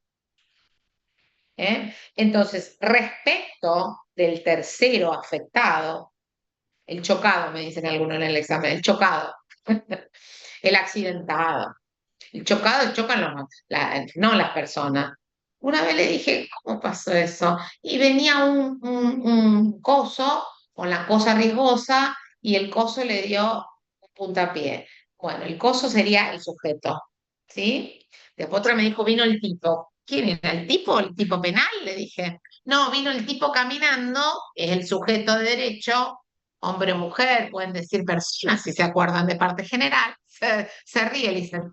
Y claro, estábamos entre el coso y la cosa y el tipo y la tipa. Bueno, ninguno de los dos. Conclusión, ¿quién responde? Dice el código, lo van a ver en familia, lo van a ver en responsabilidad civil. El padre y la madre solidariamente, dice el código, frente a la víctima. Tienen ahí dos sujetos deudores. Entonces, un objeto debido que es la indemnización. Las curaciones, las heridas, tratamientos médicos, daño moral. Pero presentan distinta causa y deudor. Entonces, en ese caso, los dos padres que yo les conté, el accidente, son solidariamente responsables frente a la víctima. La causa es tener un hijo irresponsable, no haberle puesto límite en el tránsito, por ejemplo, no haberle enseñado bien a proteger la vida ajena. Se agarró las piñas fuera del boliche, lo que sea. En Bariloche rompió todo el hotel. Vamos con distintos ejemplos. Pero presentan distinta causa, porque, por ejemplo, ¿podemos seguirlo al chico de 17 años? Sí, podemos perseguirlo. Es una obligación concurrente que tiene él con los padres, es concurrente o insólidum, y la causa de pagar él la misma indemnización que los dos padres es la misma, es el accidente de tránsito, nada más que acá le achacamos culpa. Acá le achacamos culpa o dolo si ha atropellado con ganas de matar, con intención de matar. Pero lo dejamos entonces ahí en el ejemplo para que se entienda la diferencia. En una misma situación puedo tener obligados concurrentes, que también responden por el todo, y obligados solidarios. Fíjate qué interesante el caso de esa obligación legal. Bueno, y acá hay algunas diferencias que les planteo, pero como para terminar el cuadro, pero a mí me parece que el régimen es bastante parecido porque las acciones recursorias pueden venir en las solidarias entre los miembros del grupo que afrontaron la totalidad de la deuda. Ahora, en las concurrentes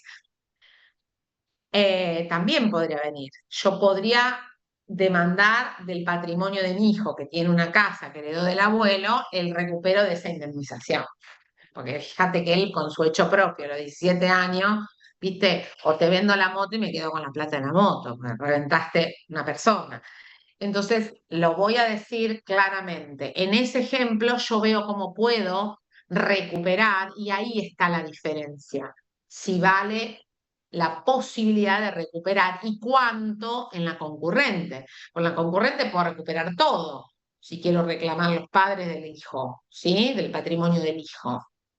Y en la solidaria capaz que es una cuota parte a Luis, otra cuota parte a Pedro, si es que sigue con el trabajo, y quizás no recupere todo. Así que habrá que ver la índole por la cual se obligaron solidariamente. Bueno, chicos, creo que ahí estuvimos explicando las solidarias también, creo que como son muy cortitas las concurrentes, si ustedes se animan a explicarla y dar una definición y entenderla, el sistema con el ejemplo, como para diferenciarla, puede estar completando el examen de las solidarias. No hace falta que sepan todos los artículos de las solidarias, sí hace falta que sepan conceptos, que armen un concepto de obligación solidaria, que puedan explicar qué significa la expansión de las consecuencias, o la propagación, de acuerdo a cómo lo entiendan. Quedo abierta a preguntas un minuto más, porque ya estamos en hora antes que se corte el Zoom.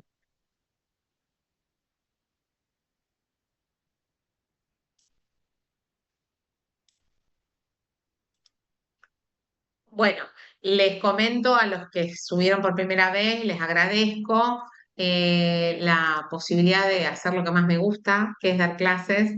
Eh, Ahí me dice Ceci que está todo perfecto. Y bueno, a repasar.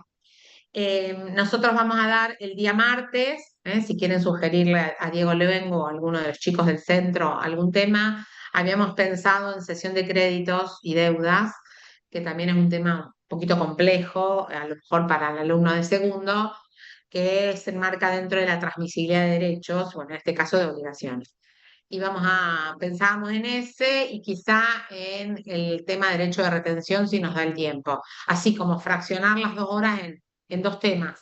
Si ustedes tienen algún otro y dicen, no, me cuesta más esto, privilegio, me cuesta más entender los cautelares o me cuesta más entender, no sé, el cumplimiento forzado de la obligación, me dicen. Me dicen con tiempo porque si no yo me organizo las filminas de eso. Y el día jueves de la semana que viene vamos a estar dando los modos extintivos, que como dijimos son las unidades más importantes de este vínculo llamado obligación, donde vamos a ver pago, dentro de pago mora específicamente, y prescripción, cálculo. Bueno, que me han pedido.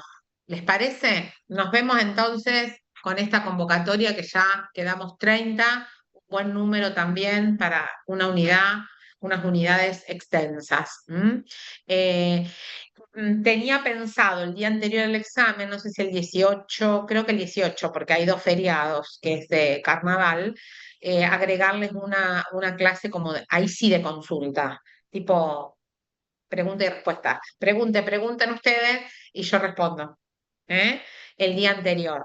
Puede ser de índole pedagógica, puede ser, yo siempre digo algo pedagógico, siempre digo cómo preparar el tema. ¿Sí? El tema tiene que tener una presentación, tiene que estar ubicado dentro de una unidad, tiene que fluir en ustedes, no tengo que estar preguntando cómo sigue, tienen que probar el tiempo oralmente con el reloj, con un grabador, para saber si estoy hablando, diciendo todo rápido, como habla la profesora Castro en 5 minutos, o puedo explayarme y profundizar todo lo que sé en 20, entre 15 y 20 minutos, no menos. Si yo tengo que repreguntar, el tema no fue bien, ¿sí?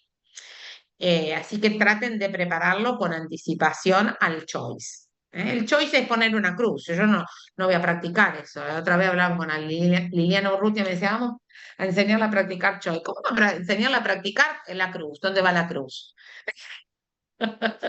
No, no, a ver, eso es esquemático. ¿Es precisión? Sí, porque a lo mejor hay una palabrita que te confunde y dice, siempre se propagan los efectos, nunca se propagan los efectos, pero bueno, es básico, son básicos los choice. Son capciosos y sí, porque si pones nunca, no es nunca, es siempre o a veces a lo mejor. Pero la idea es que si uno sabe lo que es la expansión, pueda decir dónde va la solidaria. ¿Mm? O sea que la idea es que pregunten sobre el examen oral porque el examen oral es el que habilita no solamente a aprobar la materia, sino a tener una evaluación de que el alumno estudió y cuánto estudió. Es decir, va del 6 al 10. ¿Eh? Y no es un trámite. No es que, ay, sí, ya hice el CHOI, fíjate, tiki, tiki, tiki, en 15 minutos lo terminé. No, es la evaluación, se integra con el examen oral, que es el que fija la nota. Así que, buena carta de presentación, contento ustedes, contento yo, ¿eh? Y todos contentos y felices. Nos vemos entonces la semana que viene. Buen fin de... Gracias, profe, nos vemos. Nos vemos el martes.